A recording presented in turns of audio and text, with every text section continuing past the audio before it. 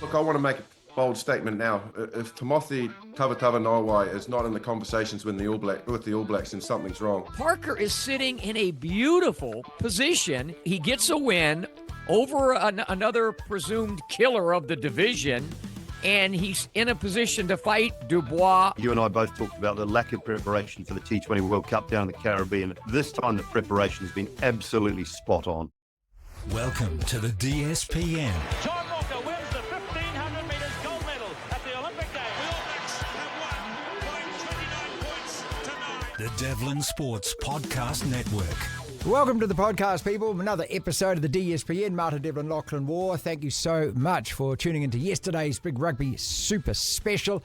And again, hit that subscribe button on DSPN YouTube. Helps us enormously this side of the microphone. If you're listening on Rover, thank you for supporting us. And we put a hell of a lot of clips out on social media every day too. Martin Devlin _DSPN. And that's across Instagram, Facebook, and TikTok. Share, like, subscribe. Send us a comment, because every Friday we've got Comment Corner, Fan Forum, where we go through and we pick them all out and we respond to you on the DSPN YouTube broadcast. Justin Marshall today on all things Super Rugby and Six Nations. Simon Doull in Pakistan following the Black Caps' win over Bangladesh.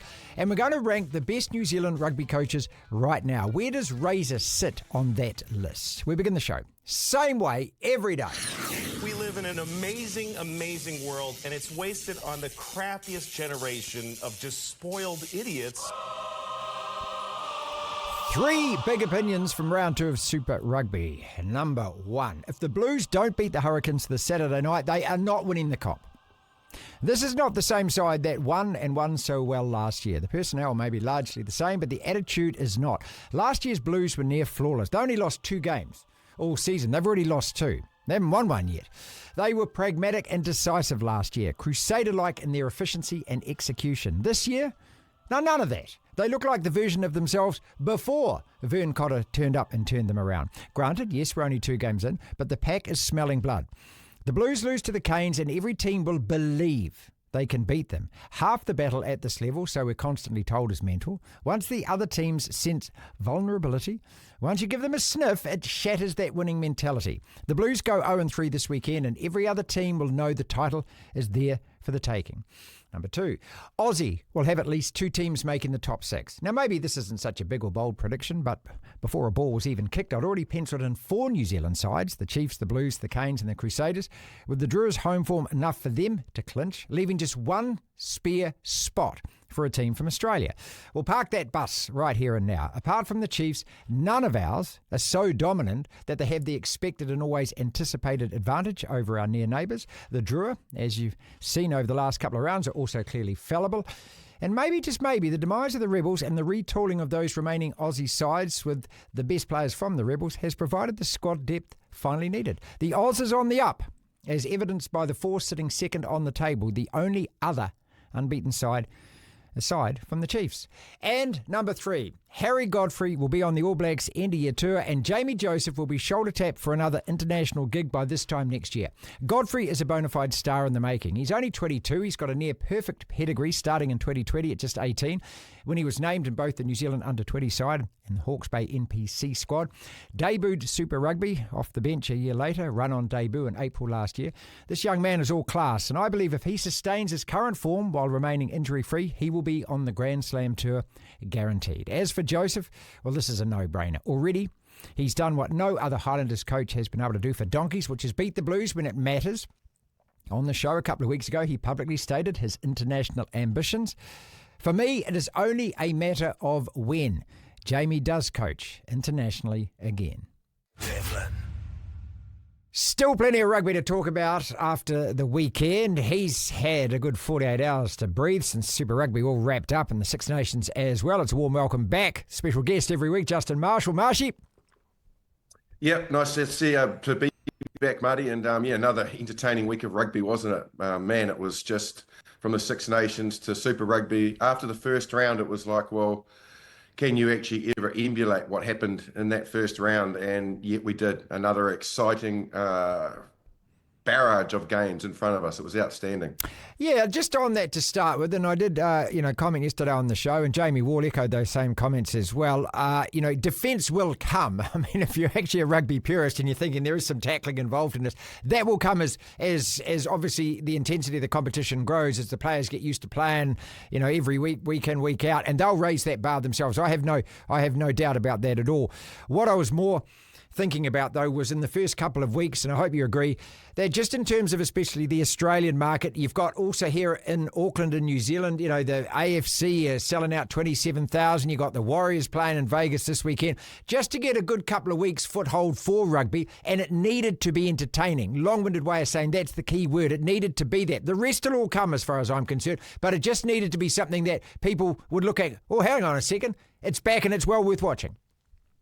Yeah, absolutely, and I do agree. And the other side of it is, making sure that the product is a high quality product. So not only entertaining, but dramatic as well. And it's been all of that in the first two rounds. Equally, I think a lot of the high scores that we are seeing is the fact that because of the new law interpretations, because of the tempo, the ball in play, what you're getting now is a lot more fatigue. And because of fatigue, you're going to find that defenders get tired eventually after periods of play, because they don't get the recovery time they used to get, where you could go stand at a scrum for 2 minutes or 3 minutes and get a breather. Now it's 30 seconds. It's got to get going. Same with the line out. So this whole speeding up of the game is hurting defences. And that's when players have got to get used to it. But you'll never, ever recover if you're having to defend 20, 25 phases 10 times in a match. That's just inevitable that you're going to get tired and you're going to fall off tackles. So, yeah, what we've seen has been, gosh, basically reinforcing what we're trying to do and making an entertaining product, which is the word that you rightly used, for the spectators, because we're seeing lots of razzle-dazzle, lots of scintillating line breaks, 80-metre tries. It's just fantastic for what we want as a product to compete against what you see we have to compete against. All right, let's get down to business then. I started the show by making some bold predictions. The first of being that if the Blues don't beat the Hurricanes this weekend, they're not winning this competition. And I don't say that from an 0-3 perspective, Justin. I just say it that at the start of this competition, you, me, and just about everyone else thought they were impregnable, that they were going to do what they did last year. If they lose 3 in a row, to me, that just opens up that door, that mental thing where every team is looking at them going, hang on a second, you guys aren't that team anymore and you're vulnerable. Yeah, well, that's right. Look, do I agree that they're not that team? I still feel they've got that firepower and they've still got the ability to play the game that was so affected to them last year. But as I kind of mentioned when we spoke last week, before they led into that Highlanders game, their biggest hurdle for this week, this particular competition this year, is the target they got on their back, is being the champions and being the benchmark team that everybody wants to test themselves against. So wherever they go, the rest of the competition, if they know that they can beat or have parity with the Blues in a contest, then they know they're capable of winning the title. So everybody's going to be up for it. And at the moment, that means that when you're playing as a Blues player, you know that you've got to be at your best every week, and that's the enigma that you carry when you're the carryover champions. I think I said it at the weekend in Sky. Heavy is the head that wears the crown, and that's something that the Chiefs and the Crusaders in recent years have always had to carry. Now it's the Blues' responsibility, and at the moment, let's be honest, they're falling short of that responsibility. Mate, they're 0-2. They're last on the table. Yeah. No one picked that. They're not going to finish last on the table. We also all know that.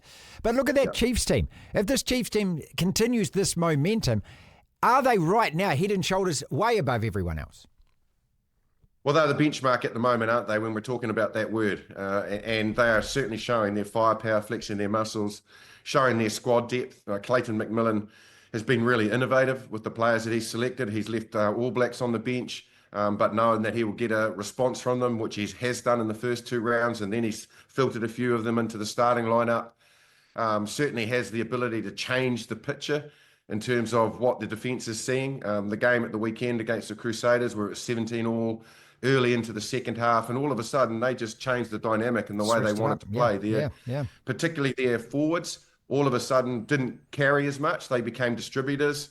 They started to tip the ball onto each other a little bit, and all of a sudden they started finding space on the Crusaders' flanks. And I remember Shafi Haki in particular being caught out on his side with 3-on-1 so many times because of the work that was being done on the inside, and they weren't playing like that in the first half. So they've got experience, they've got depth, they've got firepower, they've got talent, they've got X factor. Guys like Marty is playing out of his skin, had probably been struggling for last year. So looks re-injuvenated, it's impressive what they are actually throwing out onto the field at the moment. And that's why I think this game against the Brumbies is, again, another benchmark for them, because that team out of Australia, yes, they lost to the Force. We'll talk about that in a second. But, the fact that they went to Fiji and won, if the Chiefs put them away, that's 3 really impressive victories if that's the case.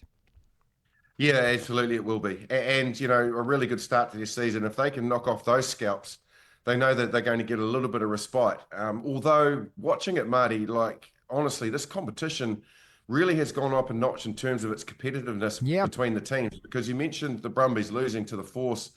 Obviously the Force bet Moana Pacifica. They're sitting top of the table at the moment. So they're no longer a team that you can just dismiss as being a lay down, we'll win this game if we go out and play pretty well. You're going to have to play very well to knock them over. All the Australian teams are stronger, and all the New Zealand franchises look really strong. Now, we have to say that the Highlanders as well equally look like they have some real steel in them. And so all of a sudden, you're not looking at having really an easy weekend. The easiest weekend you're going to get is bye weekend, which the Crusaders have this week. So, yeah, absolutely. If the Chiefs can knock over those 3 big scalps, and again, what they want to be doing is winning their home games. They did that against the Crusaders. They can do it against the Brumbies. They've already jagged the win away at Eden Park, which maybe not many will do. Well, that really sets them up for this year, all right. Let's talk about that gap between the Australian teams, though. Again, it's so easy to kind of jump to a lot of conclusions even after just 2 rounds. But the Force retooled their squad, and the Rebels, obviously, everyone came in. NSW got a couple, Queensland got a couple. Are we already seeing evidence of that has made all of those teams stronger, or are we jumping the gun a little? Yeah, I think we're certainly seeing strength in their squads, and it's always going to take a little bit of time to fine-tune that when you've got players coming in that are not used to your systems and your game plan. You've got a couple of pre-season games, and then bang, you go into this high-intensity, top style of rugby, and everybody wants a starting spot. But you can certainly see that there is depth now in the Australian teams. Look, I'd be a little concerned at the moment in the fact that they are leaking a lot of points, and I know that is conducive to the changes of laws, but the Queensland Reds had to work really, really hard for their win against Moana Pacifica, and obviously the Brumbies conceded too many against the Force. So I think probably in terms of the talent and the ability to attack, they've certainly got that. But when they come up against the New Zealand teams, we play a different style, than Moana Pacifica, than their own teams, and it'll be really interesting to see how the Brumbies adjust to the way that the New Zealand franchises play when they take on the Chiefs this weekend. Yeah, that Force team, 2 wins. I mean, I suppose if you're the coach, you'd be still sitting there saying, hang on a second, we conceded 80-something points here. But Mike Cronmate calling 13 down and calling that scrum and going hard from there, you must have loved seeing that. Oh, absolutely would have. And wasn't it entertaining as well? Man. What I equally liked, mate, that's a scrummer's mindset, man, and for it to come off absolutely brilliant. There's only one thing he was doing at that stage, wasn't it? I mean, Absolutely, yeah. And what I did enjoy as well was the attitude of the Force. They played a really balanced game. They were tough up front, but equally they had some real flair in their attack, like the try that Dylan Peach scored in the second half off the tail of the line out. Nice little peel around and then an inside ball to him and he went straight through. They're showing the ability to attack across the board. They're not just staying tough, hitting rucks, being very methodical inside the 22 and grinding out pick and goes. They've got real balance to the way they're playing, and they're a very dangerous side, and they deserve to be where they are. Look, at the end of the day, he would not like to have the stress he's had in the last 2 weeks, because they've done it in the micro minutes of the games with both teams that they played, Moana Pacifica and Brumbies at the weekend. But hey, what going through that adversity does is it real galvanizes you when you're a team like that. You know that you're a team full of battlers, but you've got some talent, but they are together, they're tight, and they're winning rugby. And yes, it's taking 80 minutes to do that, but at the end of the day, they'll grow from that and they'll get more confident. Well, so will the Highlanders. And, I want to ask you about Jamie Joseph, who I believe is going to be shoulder tapped for an international job sometime, whether it's this year or at the beginning of next year.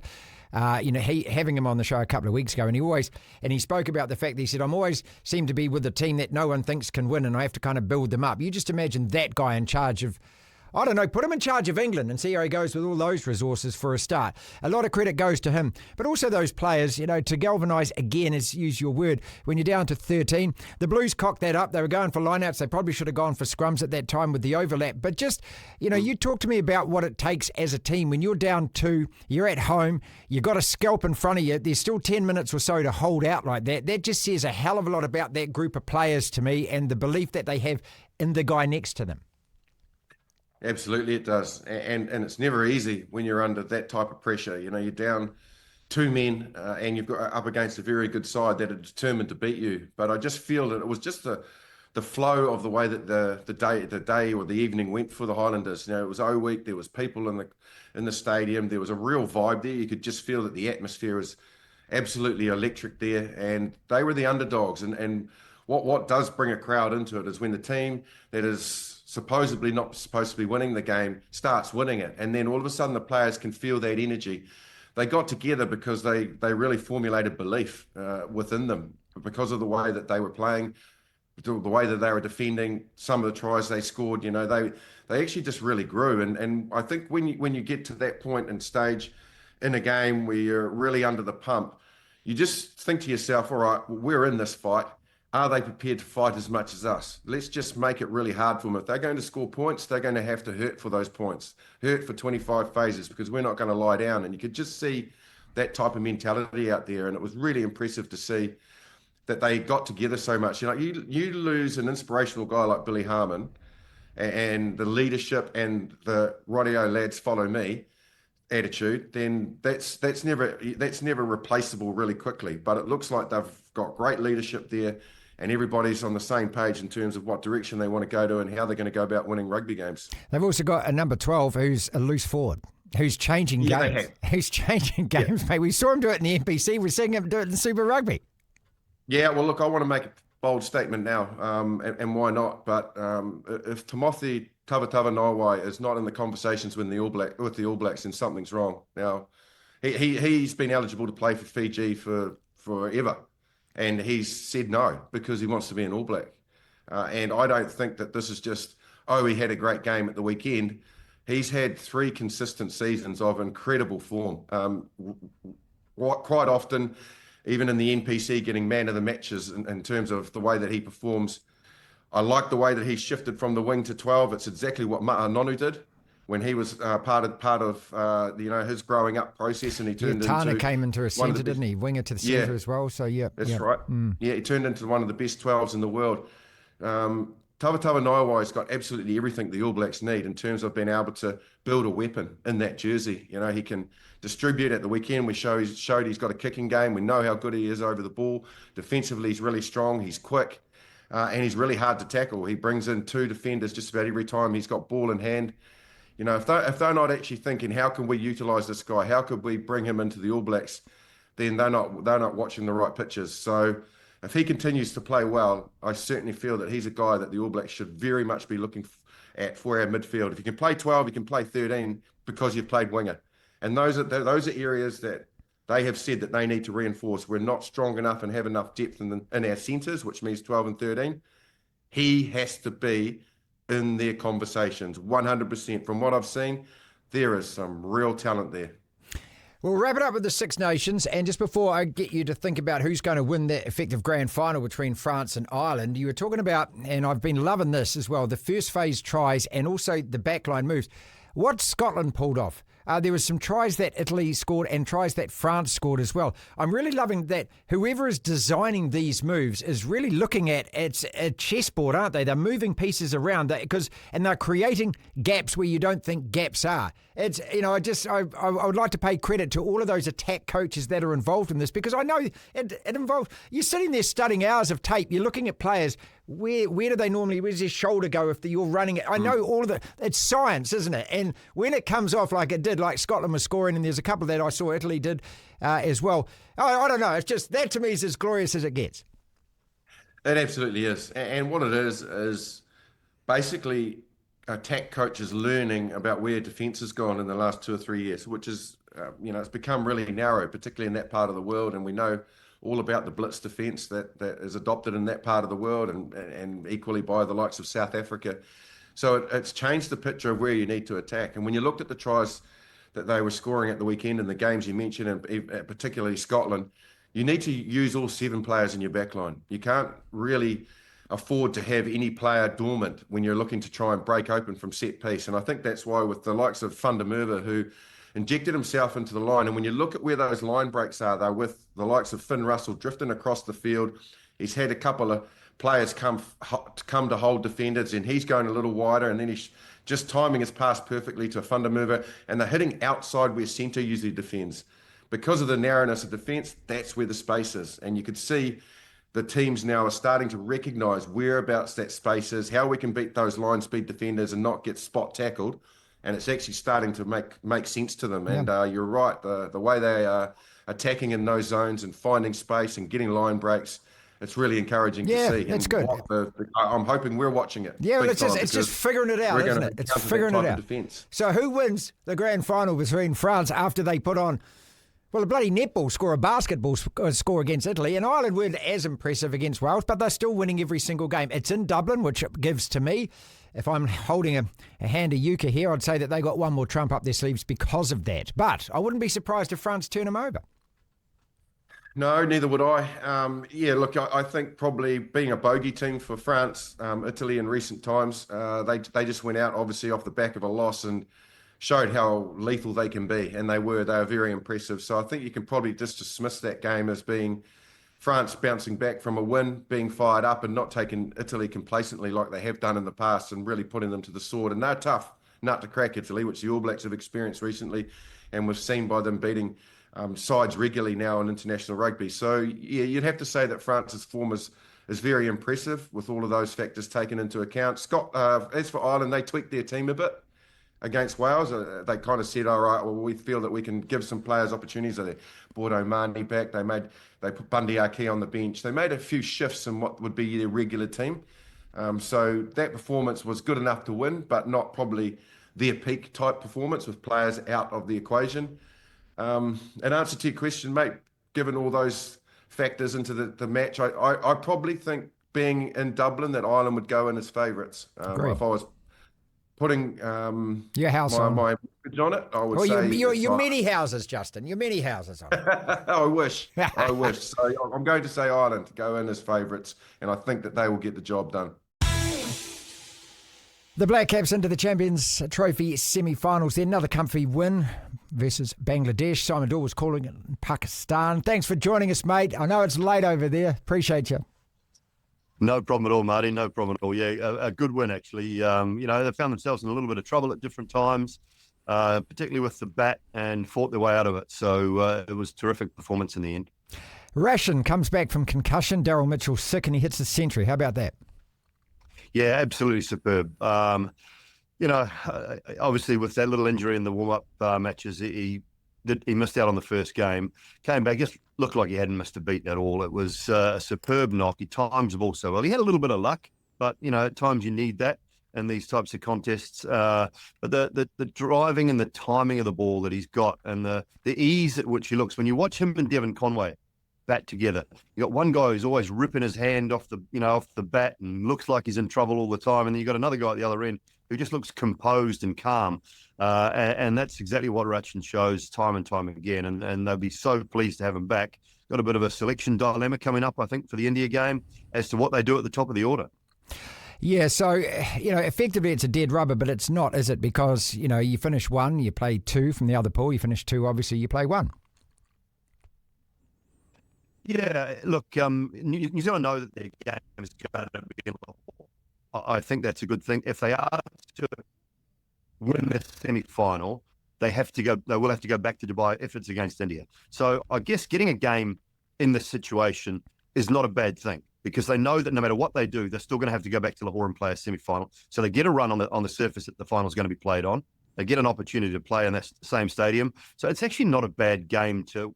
Whether they win or lose, you'd like to keep that winning streak going. Whether they win or lose, it really doesn't matter as to where they play, because they know they're going to play in Lahore anyway. What is the difference with the Dubai pitch then, mate? I've heard that it's just a spin fest. Yeah, it's turning a little bit more. I wouldn't say it's a spin fest. Obviously, we just had the ILT20 there for the last month and a half. It only played 2 games on the number 1 pitch, which I think will be the one used for either the semi or the final. And it actually played very well in the final of the ILT20. There was 180 odd was chased down in the final. So it was pretty good. It just holds a little bit more, and there's probably a little bit more due in Dubai as well. So, there's a couple of little variances than the guys will have faced here in Pakistan, but you play good cricket, you'll be fine. Pakistan played poorly, Bangladesh played poorly. They were 30 for 5 in game number 1 in Dubai and under the pump, and Pakistan just showed no intent with the bat yesterday against India. So I think, New Zealand will play a lot better. Who's coming out the other pool, mate? Is it South Africa and Australia? Is it that clear cut? Oh, big one tomorrow, isn't it? I think the way England were beaten the other night, you just can't see them coming back from that. And if they do come back from it, well played to them, because that was a game that was in their hands, in their grasp, and they still managed to lose it. So to me, if they can bounce back from that, all well and good, but I don't see it. I think Australia, South Africa, and whoever wins that game tomorrow sort of decides the 1 and 2. All right, then. It's all about momentum, isn't it? We won this in Kenya, as you know, as everyone, loves their cricket knows, in 2000. White Ferns had the momentum last year at the T20 World Cup. Are you feeling these Black Caps?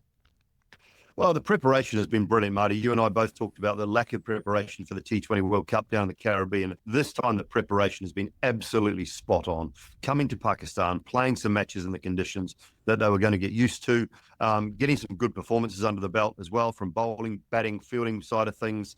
Preparation has been brilliant. If they don't win it, it won't be because of the preparation. It'll just be because they've had a bad game or been beaten by a better team. That I can deal with. Sports fans, we can deal with that. And I think that's the bottom line. You're on a bit of a roll at the moment, mate. I'll finish with this. Your Chiefs aren't looking half bad, and your football team's won the title.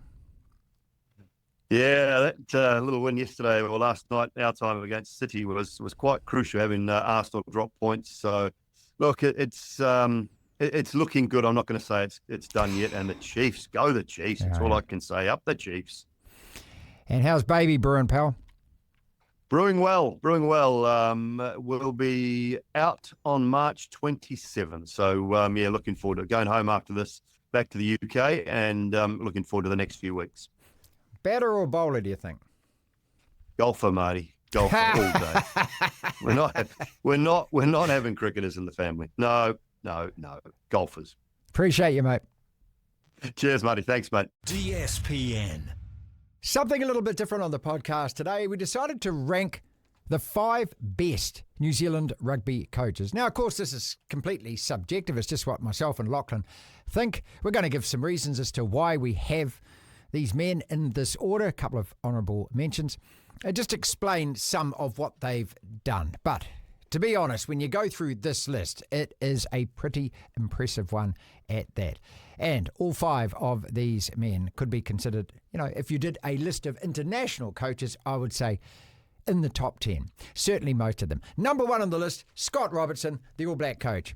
This is the number 1 job in world rugby. I know he hasn't won anything yet apart from he had a winning record last year, but this guy also won 7 Super Rugby titles. Number 2, I've got Joe Schmidt, now currently coaching the Wallabies.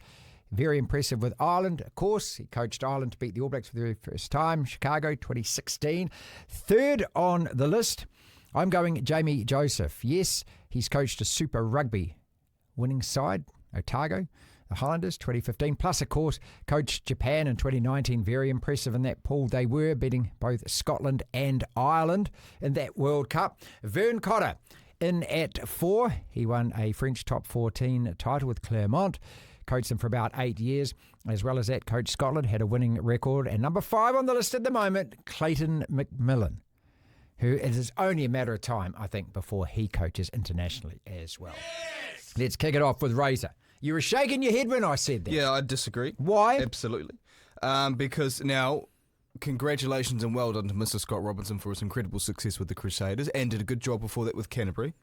And has had a good, I think, first year with the All Blacks. Yes. There was a lot of green shoots What did we give them at the end of the year? Kind of a C plus B minus, wasn't I it? would have given them a B minus. Okay. I think. I can't remember for what an my All grade Black coach, was. that's not a great grading. No, but I think everyone needs to understand. There's got to be context. The start of 2024 wasn't too good for the All Blacks. They looked real shoddy against England, lost that test to Argentina, but really impressive, at least in the first test against South Africa, and then the end of the year, I thought it looked really good. And if we'd beaten France at the end of the year, we probably would have upgraded that to a B, right? But we didn't. But if we beat South Africa in the World Cup final, we'd have 4 World Cups, and they'd only have 3. And it would be Surrey and Foster. It'd be Sarah Ian Foster. But I don't think Razor is the best because he hasn't done it long enough and successful enough at international level. Now, it's all subjective. What is success? Because the idea of success for the All Blacks is the coach is totally different for Japan and for Ireland.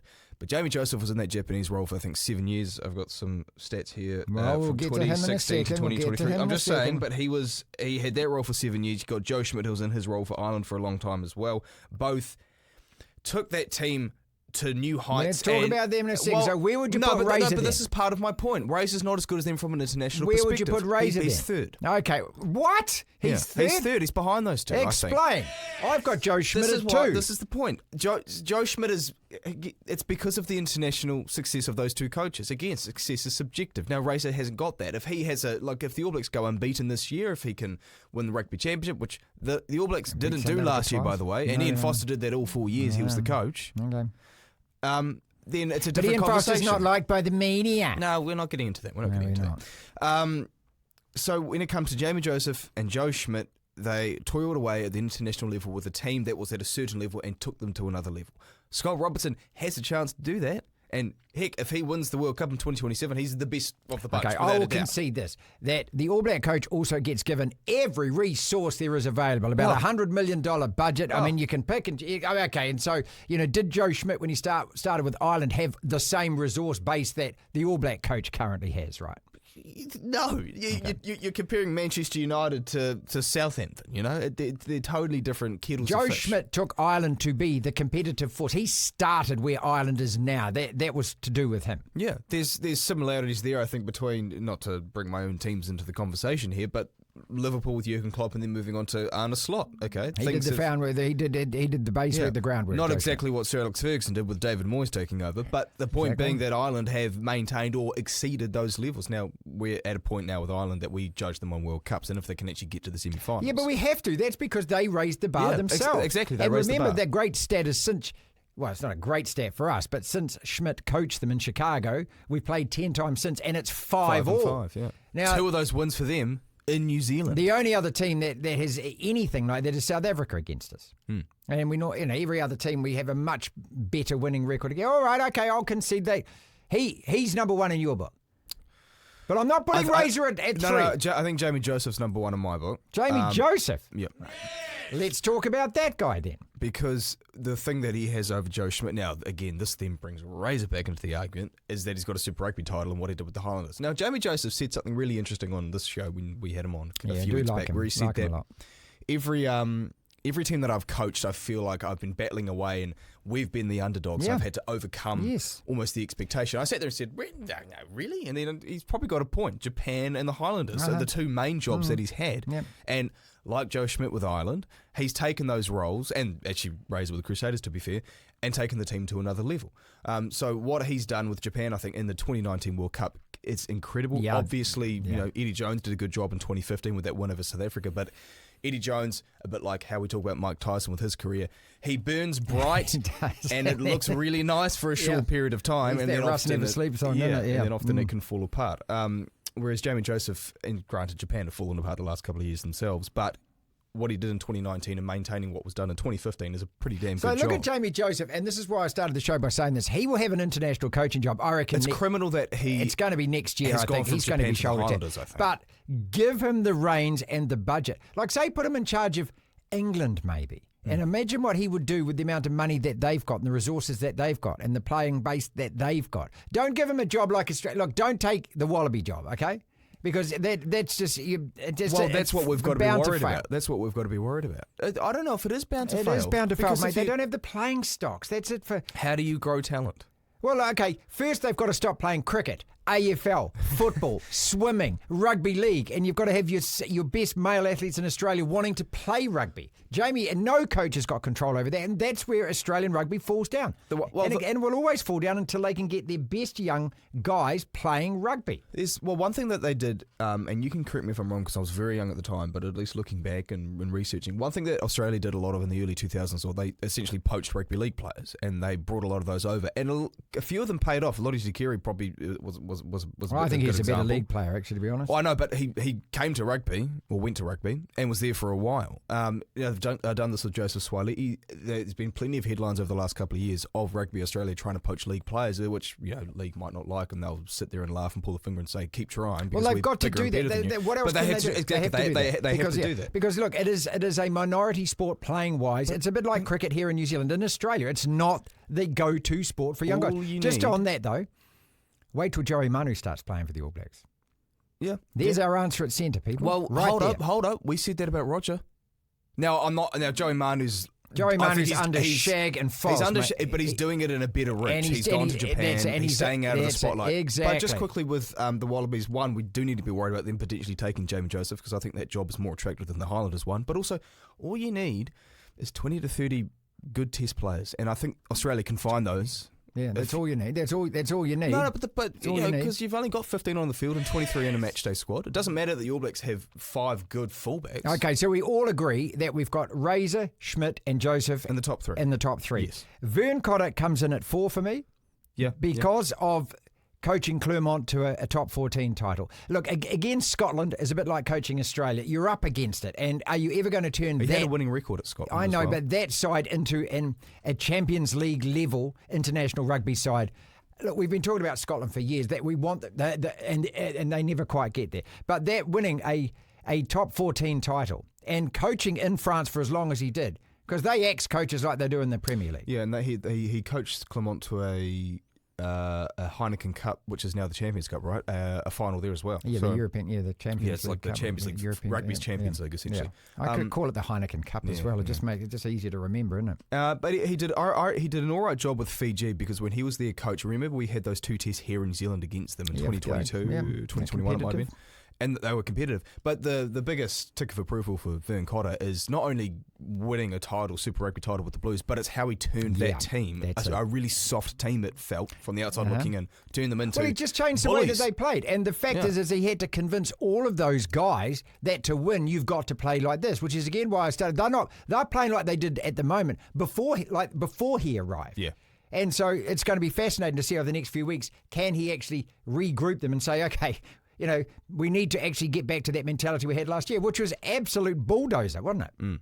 Because their roster is also, they've got depth absolutely in the playmaking roles, and they've got a huge forward pack that, you take Akira Ioane out of the team, for example, who, is a contentious player, at least amongst us two, but is talented, but you put Anton Segner in there, who's touted as a future All Black. Yeah, he's been playing well. And Will Hoskins coming back as well. All Hoskins right. as well, yep. Number 5, Clayton McMillan, who again I think has got international pedigree, and it's just a matter of when, isn't it? And there's nothing wrong with being bottom of this list, but Clayton, just because he probably doesn't have that Super Rugby title or the international experience. But he will get.